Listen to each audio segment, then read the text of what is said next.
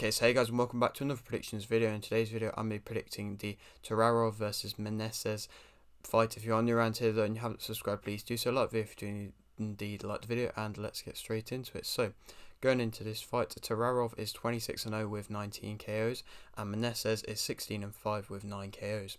This fight is for the IBO World Super Lightweight title.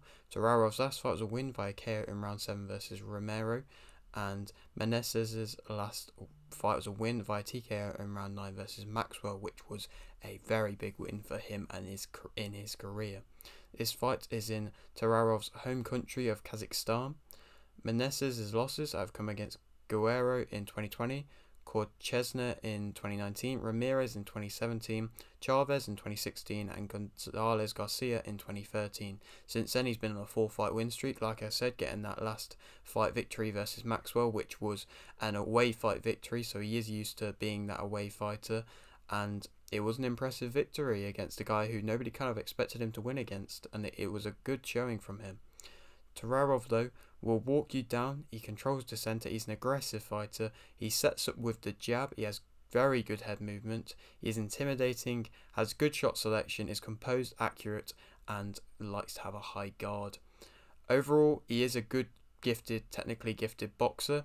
It's that good head movement, very good head movement, is what I'd say kind of takes him apart from a lot of other fighters. The fact that he doesn't have the best of actual physical movement, but his head movement is, you kind of don't need that. He just kind of relies on his reflexes and his head movement, which seem to work very well for him, and so that's what he uses. And he does set up very well with that jab. He is powerful. He does have a good left hook. He uses that to the body and he brings it to the head very well. That high guard means that not too much gets through and he doesn't get hit too often. He will always, like I said, control the center. I mean, he has troubles at times to cut off the ring. What I've seen in some of his fights, he's not got off the ring the best, but he will walk you down constantly, and that pressure is always going to be there. So I suppose that doesn't really matter too much if he isn't cutting off the ring. But I suppose maybe it depends who he's fighting if that matters or not. He is a bit of a slow starter, is what I've seen at times, but he just makes opponents quit, and that's something which I really like to see. A lot of his fights is just ending with opponents just not wanting to carry on anymore, and it doesn't always seem like he is throwing with much power or doing too much, but it seemingly is doing quite a lot because opponents aren't wanting to stick around to see any more of that. But he is open for counters at times. Like I said, his actual physical movement isn't great. Obviously, he relies on that head movement, but of course that's not always the best of options, and he does occasionally get caught with the occasional headshot, mainly more to the body. I suppose he's more open, but overall he is still a very good fighter. Meneses, though, sits down on his punches very well, which kind of links to his power, and that's what I saw him doing in his last fight well. He has a very open guard, which isn't really the best of things. He throws a lot. He's attacking, he's long, so he's going to have the height and reach advantage. He's used to being the away fighter, like I said. He has the big looping right hands.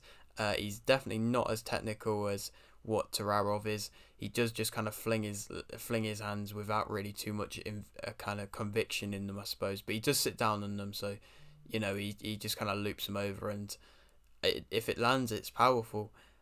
He can sense when opponents are hurt well. He like I said, is very open when he is attacking and coming forwards. He's gonna be very much open for a counter shot, and he's just gonna rely on that power shots that he's throwing to kind of stop any opponents being able to return back. He drops his guard, like I said, very open, predictable. He's gonna want to tear up, which is I don't think Turarov is gonna want to, because I think Turarov kind of doesn't really want to stand toe to toe, but he might do. Meneses will use his length quite well, I suppose. Turarov likes to use his length, and that's something that he might not be able to give the option to do against Meneses, because of course he is the longer fighter, and so maybe staying at that kind of mid-length isn't something that Turarov is going to really want to do too much.